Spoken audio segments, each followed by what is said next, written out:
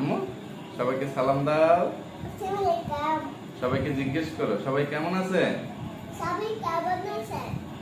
আমার বিশ্বাস আজকে আপনারা যে যেখানেই আছেন সবাই ভালো আছেন এবং আজকে আমার মতো আপনাদের সবার মনেও খুশির কি বলবো বাদ ভাঙা একটা উল্লাস মনের মধ্যে বয়ে যাচ্ছে। হাতে গোনা দুই একজন ছাড়া যারা আওয়ামী পন্থী তাদের ছাড়া আর সারা বাংলাদেশে যত নিরপেক্ষ বা আওয়ামী লীগের বাইরে যত দলীয় লোক আছেন সবাই আজকে খুবই আনন্দিত উৎফুল্ল। এই আনন্দ ঈদের আনন্দের চাইতেও বেশি, তাই না? নিশ্চয়ই আমি কোনো ভুল বলি নাই, কারণ এতগুলো দিন এতগুলো বছর ধরে আমরা যে স্বাধীনতা হারিয়ে ফেলছিলাম, সব ধরনের স্বাধীনতা, তো সেটা আজকে 2024 সালে এসে কিছু না অনেক শহীদদের রক্তের বিনিময়ে আমরা সেটা ফিরে পাইছি। তো এই 2024-এর শহীদদেরকে আমরা কোনোদিন বলবো না। গত কয়েকটা দিন বা 15-20টা দিন ধরে কিভাবে দিন পার করছি, রাত পার করছি, সেটা ভাষায় বলে বোঝাতে পারবো না। গত 15-20টা দিন ধরে আমি কিন্তু ঠিক মতো কোনো ভিডিও আপলোড করতেছি না, আপনাদের সাথে আড্ডা দিচ্ছি না। আমার যে রেগুলার আসামিরা আছে, আচ্ছা মামুনি আসো এখনই, আমার যে রেগুলার আসামিগুলো আছে তাদেরকেও আমি ধোলাই করি নাই। আর মাঝখানে কয়েকদিন ইন্টারনেট সংযোগ বিচ্ছিন্ন ছিল, সামাজিক যোগাযোগ মাধ্যমগুলো বন্ধ ছিল, ফেসবুক, ইউটিউব, টিকটক, ইনস্টাগ্রাম অনেক কিছুই বন্ধ ছিল। তো মাঝখানে আবার এগুলো খুলছে, স্বাভাবিক হয়েছে। এরপরেও গত 3-4 দিন ধরে বা 4-5 দিন ধরে আমি আপনাদের সাথে আড্ডা দিতে আসতেছি না, কারণ যখনই ইউটিউবে ঢুকতেছি, ফেসবুক তো গত কয়েকদিন ধরে আবার বন্ধ হয়ে গেছিল, ইউটিউবে যখনই ঢুকি, মোবাইলটা যখন স্ক্রল করি উপর নিচে উঠাই নামাই, আচ্ছা মামনি আসো, যে নিউজগুলো চোখের সামনে পড়ে, যেই হতাহতের খবরগুলো পাই, বা যেই গোলাগুলি বা যেই অত্যাচারের খবরগুলো চোখের সামনে পড়ে, এগুলো দেখে আমার ওই রেগুলার আসামিগুলোকে ধোলাই করার মন মানসিকতা ছিল না। গত কতগুলো দিন, 15-20টা দিন ঠিক মতো একটু ঘুমাইতে পারি নাই, চোখের পাতা এক করতে পারি নাই। একটু যদি শরীরটা ক্লান্ত হয়ে 2 দিন 3 দিন পরে একটু ঘুম আসছে, সেটাও সর্বোচ্চ 4 ঘন্টা, 4 ঘন্টার বেশি কোনোদিন ঘুমাইতে পারি না। এছাড়া 2 ঘন্টা, 2.5 ঘন্টা, 3 ঘন্টা এইরকম ঘুমিয়ে বাকি দিনগুলো বিগত দিনগুলো পার করছি। তো গতকাল রাতেই দেশের যেই পরিস্থিতি ছিল বা যেই হতাহতের খবর পাচ্ছিলাম, এইগুলো দেখে শুনে এই স্বৈরাচার শেখ হাসিনার পতনের দাবিতে তাকে কিছু হুঁশিয়ারি দেওয়ার জন্য, তাকে কিছু অনুরোধ করার জন্য, তার কি বলবো মুখের কথা এবং কাজে যে ভিন্নতা, যে স্বৈরাচারিতা দেখা যায়, সেইগুলো নিয়ে তাকে কিছু কথা বলার চেষ্টা করছিলাম। কথাগুলো বলতে বলতে ভিডিওটা অনেক বেশি লম্বা হয়ে যাওয়ায় এবং ভিডিওটা তৈরি করতে করতে অনেক রাত হয়ে যাওয়ায় আর ভিডিওটা শেষ পর্যন্ত আপলোড করি নাই। কারণ আমার ভিডিওটা 20 মিনিটের উপরে কথা বলে ফেলছি, মূল পয়েন্টেই কথা বলতে পারিনি। একটার বেশি কথা আরেকটা চলে আসে, এগুলো করতে করতে মূল যে বিষয় সেই বিষয়ে তাকে কিছুই বলতে পারিনি। সেই জন্য একটু হয়ে ভাবছিলাম যে পরে কথা বলবো, করবো। আচ্ছা থ্যাংক ইউ মামনি, তুমি করো না, ঠিক আছে। মাঝখানে এরকমও ইচ্ছা করছি যে গত কয়েকটা দিন যেই আন্দোলনটা হইল, আন্দোলনের যেই তীব্রতা বেড়ে গেছে, হয়েছে, তো এগুলো দেখে ইচ্ছা করতেছিল যে আমি আমার সন্তানটাকে নিয়ে ইচ্ছা করতেছিল বলে একদম মনে প্রাণে আমি অনেকবার যাওয়ার চেষ্টা করছি, কিন্তু হৃদার আম্মুর জন্য সেখানে যাইতে পারিনি। আমার মন প্রাণ সেই শাহবাগে, ঢাকায় সেই বৈষম্য বিরোধী ছাত্রদের সাথে ওইখানে চলে গেছিল, কিন্তু আমি হৃদার আম্মুর বাধার সম্মুখীন হয়ে যাইতে পারিনি। আমার ইচ্ছা ছিল যে এত এই যে নিরীহ নিষ্পাপ যে শিশুগুলো, বাচ্চাগুলো ঘরের থেকেও মারা যাচ্ছে, তো এইগুলো দেখে আর সহ্য হচ্ছিল না। তখন ইচ্ছা করতেছিল যে কাফনের কাপড় পরে আমি এবং আমার এই নিষ্পাপ ছোট্ট সন্তানটাকে কাফনের কাপড় পরিয়ে আমরা রাজপথে নেমে যাই এবং সবাইকে আহ্বান করি যে আপনারা এইভাবে চলে আসেন, একদম নিরস্ত্র ভাবে, এভাবে হাতে একটা তসবি নিয়ে, জায়নামাজ নিয়ে সবাই রাজপথে নেমে আসেন। দেখি নিরস্ত্র মানুষদেরকে এই স্বৈরাচারী পিশাচিনী মানে ফ্যাসিবাদী শেখ হাসিনা মানে তার পেটুয়া বাহিনী দিয়ে, পুলিশ বাহিনী বা তার যে ছাত্রলীগ গুন্ডা বাহিনী আছে তাদেরকে দিয়ে কত অত্যাচার করতে পারে বা কত জনের মানে প্রাণ সে নিতে পারে। দেখি যে তখন একজন মানে নিষ্পাপ বাচ্চা, 4 বছরের একটা শিশুর বুকে মানে আবু সাইদ যেভাবে বুক পেতে দিছিল, আমরা বাবা মেয়ে সেভাবে বুক পেতে দিব। কিন্তু এগুলো বলার পরে হৃদয় আম্মু আমার সাথে অনেক ঝগড়াঝাটি, মানে এগুলো নিয়ে কিছুদিন একটু অশান্তি হয়েছে যে আপনি যে এগুলো শুরু করছেন, আমি কিন্তু বাড়িতে থাকবো না, আমি চলে যাব, আমি আমার বাপের বাড়িতেও যাবো না। বাপের বাড়িতে গেলে আপনি আবার সেখান থেকে আমাকে খুঁজে নিয়ে আসবেন, তারপরে আমার অবসরে আমার মেয়েকে নিয়ে চলে যাবেন, আপনার উপর বিশ্বাস নেই, আমি চলে যাব। দেশের পরিস্থিতি যদি কখনো ঠান্ডা হয় তখন আসবো, এই সেই। তো সবকিছুর পরেও একটা মায়ের বউ আমি খালি করতে চাইনি, বা তারও তো অধিকার আছে আমার সন্তানের উপর। আমার যতটুকু অধিকার মা হিসেবে হৃদয় আম্মুরও ততটুকু অধিকার আছে। সেই জন্য মানে বাই চান্স 1% সম্ভাবনা যদি থাকে, ওই স্বৈরাচারী, ওই পাষাণী, ওই রক্ত পিপাসু খুনি হাসিনা যদি তার পুলিশদেরকে অর্ডার দিয়েই দেয়, বা তার ছাত্রলীগ বাহিনী যদি মানে কেউ গুলি করেই বসে, তখন আমি কি সারা জীবন মানে এই অপরাধ বোধ থেকে নিজেকে ক্ষমা করতে পারবো? বা আমারও যদি কিছু হয়ে যায় তখন সোজা কথা মানে হৃদয় আম্মু কি হবে? মানে সোজা কথা আমি হয়ে গেলে তো বেঁচেই গেলাম, যে বাবা মেয়ে দুইজন মরে গেলাম, কিন্তু এরপরেও কি এই হাসিনার মানে রক্তের পিপাসা মৃত্যু কিনা, এই প্রশ্নটাই তার কাছে করার ইচ্ছা ছিল। কিন্তু শেষ পর্যন্ত যাই হোক আমরা যাইতে পারি নাই। আর আমার মতো অনেক মানুষ গেছে, কিন্তু যে আমি যেরকম কাফনের কাপড় পরে যাইতে চাইছিলাম, হয়তো বা যুদ্ধটা আরো আগেই সমাপ্ত হয়ে যেত। কিন্তু যাই হোক শেষ পর্যন্ত আমরা বিজয় অর্জন করছি। কিছু মেধাবী তরুণ প্রজন্মের ছাত্রদের কাছে মানে ছাত্রদের মাধ্যমে আমরা এই স্বাধীনতা বা বিজয় অর্জন করতে পারছি। তো এই বিজয়টা যেন আমরা ধরে রাখতে পারি, এই স্বাধীনতা যেন আমরা আরো অনেকদিন ধরে রাখতে পারি, এটাই সবাই দোয়া করবেন। কারণ স্বাধীনতা অর্জনের চাইতে স্বাধীনতা রক্ষা করা কঠিন। আমরা তো 1971 সালে পাক হানাদার বাহিনীর কাছ থেকে, পাকিস্তানিদের কাছ থেকে স্বাধীনতা অর্জন করছিলাম, কিন্তু এই যে কিছু এই খুনি হাসিনার মতো, স্বৈরাচারী হাসিনার মতো কিছু ক্ষমতালোভী মানুষের জন্য সেই স্বাধীনতা আমরা হারিয়ে ফেলছিলাম। 15 বা 16 বছর বা 18 বছর পর সেই স্বাধীনতা আবার বাঙালি ফিরে পাইলো, আমরা ফিরে পাইলাম। তো এটা যে কত আনন্দের, কত খুশির, মানে ঈদ তো বছরে 2টা পাই, কিন্তু আমরা মানে আমাদের ভোটাধিকার 5 বছরে একবার আসতো, সেটাও এই খুনি হাসিনা, এই স্বৈরাচারী হাসিনা আমাদের কাছ থেকে সেই অধিকারটা কেড়ে নিয়েছিল। যে 5 বছর পরে একটা দিন ভোটের মাধ্যমে আমরা আমাদের রাষ্ট্রপ্রধান নির্বাচিত করব, সেই অধিকারটা এতদিন আমাদের ছিল না। তো আমরা সেই মানে 16 বছর পরে অনেকগুলো প্রাণের বিনিময়ে আবার সেই অধিকারটা ফিরে পেতে যাচ্ছি বা ফিরে পেয়ে গেছি। নিশ্চয়ই যে এখন একটা অন্তর্বর্তীকালীন সরকার হবে, একটা সুষ্ঠু স্বাভাবিক নির্বাচন দিয়ে ওনারা একটা নির্বাচিত সরকারের কাছে ক্ষমতা হস্তান্তর করবেন। তো এই আনন্দটা সত্যি মানে ভাষায় ব্যক্ত করার মতো না। তো অনেক অনেক অনেক কথা মনের মধ্যে জমে আছে, এখন কোনটা রেখে কোনটা বলবো। হাসিনাকে নিয়ে, এই খুনি হাসিনা, স্বৈরাচারী হাসিনাকে উপদেশ দেওয়ার মানে কি বলবো, সে দেশ ছেড়ে চলে গেছে, এরপরেও তাকে নিয়ে এখন বাক স্বাধীনতা নিয়ে অনেক কথা বলবো এখন থেকে।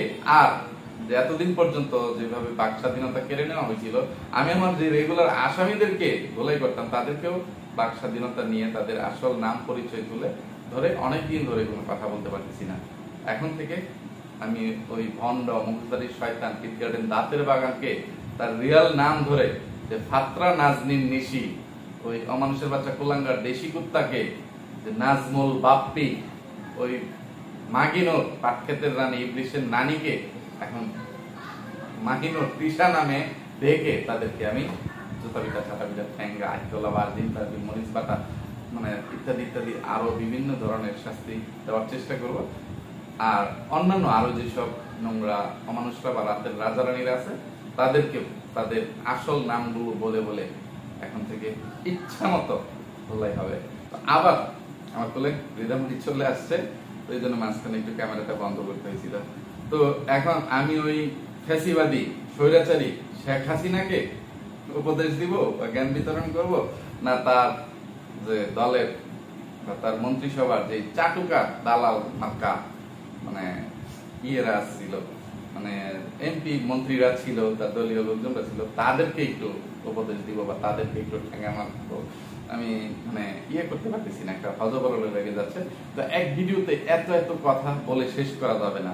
শেষ পর্যন্ত মানে তাদের আসল মুখোশটা বেরিয়ে গেছে বা তাদের আসল ইয়েটা, যে আজকে শেখ হাসিনার যে মানে কুলাঙ্গার সন্তান সজীব ওয়াজের জয় মানে যে বিবৃতি দিল যে এখন দেশের চিন্তা তার আর কোনো, তার বা তার পরিবারের কারো দেশের মানুষের প্রতি আর কোনো দায়িত্ব নেই, আর কোনো চিন্তা ভাবনা নাই। তার দলীয় লোকজনদেরকে বলে দিচ্ছে আপনাদের চিন্তাটা আপনারা করেন, মানে দেশের চিন্তা করার আর দরকার নেই। তো তাকে আমি কিছু উচিত জবাব দিব। এখন যদি এই ভিডিওতে দিতে যাই তাহলে ভিডিওটা লম্বা হয়ে যাবে, অনেক হয়ে যাবে। এখন তো অফুরন্ত সময় পরে আছে, ঠিক আছে? আর সম্পূর্ণ বাক স্বাধীনতা ফিরে পাইছি। তো বাক স্বাধীনতা নিয়ে প্রত্যেক দিন এখন এই হাসিনা এবং তার যে চাটুকাররা আছে, তার দালাল চামচার আছে, সবাইকে কিছু কিছু উত্তম মাধ্যম দেওয়ার চেষ্টা করব।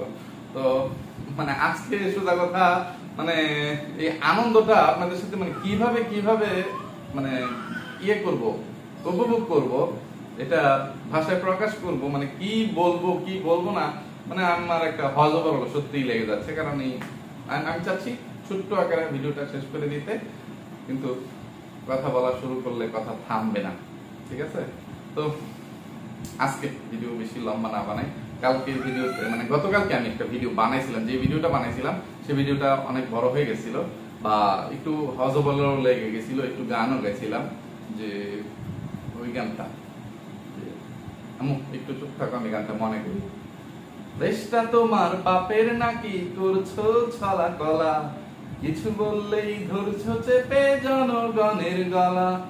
দেশটা তোমার বাপের নাকি করছো ছলা কলা, কিছু বললেই ধরছো চেপে জনগণের গলা। মনে রেখো যুদ্ধ করে রক্ত দিয়ে দেশ পেয়েছি, দেশ দেশ দেশ বাঁচাতে রক্ত দিতে রাজি আছি। মনে রেখো যুদ্ধ করে রক্ত দিয়ে দেশ পেয়েছি, দেশ দেশ দেশ বাঁচাতে রক্ত দিতে রাজি আছি। ভয় দেখিয়ে হবে না রে কাম, ও বাছারাম ভয় দেখিয়ে হবে না রে কাম। তো এই গানটা গতকালকেও গাইছিলাম, সেটা আজকে সন্ধ্যার দিকে বা সন্ধ্যার পরে যে ভিডিওটা আপলোড করছি একটু ইয়ে করে দিছি। মানে মূল কথা হাসিনাকে শুধু এইটুকু, বা হাসিনার দালাল চামচাদেরকে, খুনি হাসিনাকে, স্বৈরাচারী হাসিনাকে এইটুকুই বলে দিতে চাই, বা তার দালাল চামচাদেরকে স্মরণ করে দিতে চাই যে আল্লাহর মায়ের দুনিয়ার মায়ের, ঠিক আছে? যে অহংকার পতনের মূল। মানে এটাকে কিভাবে বলবো, ছাত্রদেরকে বা যারা তাদের তাজা প্রাণ ঝরিয়ে দিয়ে শহীদ হইল, মারা গেল, তাদেরকে ছোট করে বলতেছি না, মানে এটা জাস্ট কথার কথা হিসেবে বলতেছি যে পচা শামুকেও পা কাটে। সেটাই যে হাসিনার এই পতনের মাধ্যমে আবারও প্রমাণিত হইল।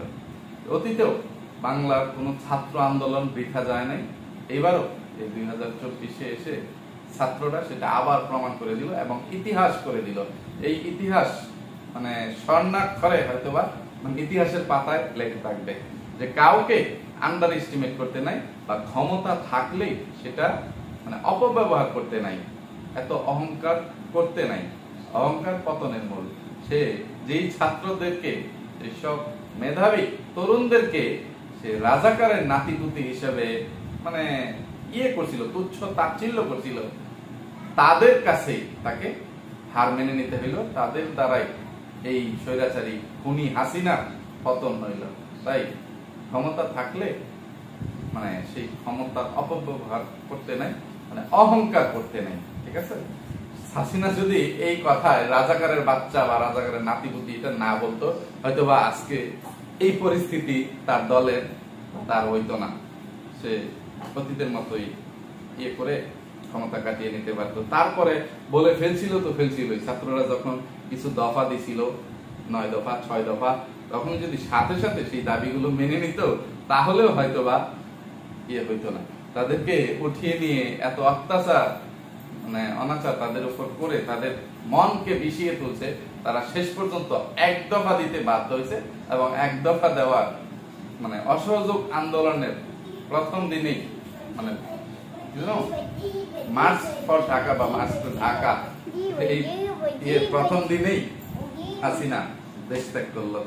তো লজ্জা থাকে, এটাকে এক হিসাবে হাসিনার নাকে খত দেওয়া হয়েছে যে যাদেরকে তুমি রাজাকারের নাতিপুতি বলছো সেই তাদের হাতেই কিন্তু মানে তুমি দেশের ক্ষমতা ছেড়ে দিয়ে লেজ গুটিয়ে পালাইছো। তো তোমার এই অহংকার এখন কোথায়?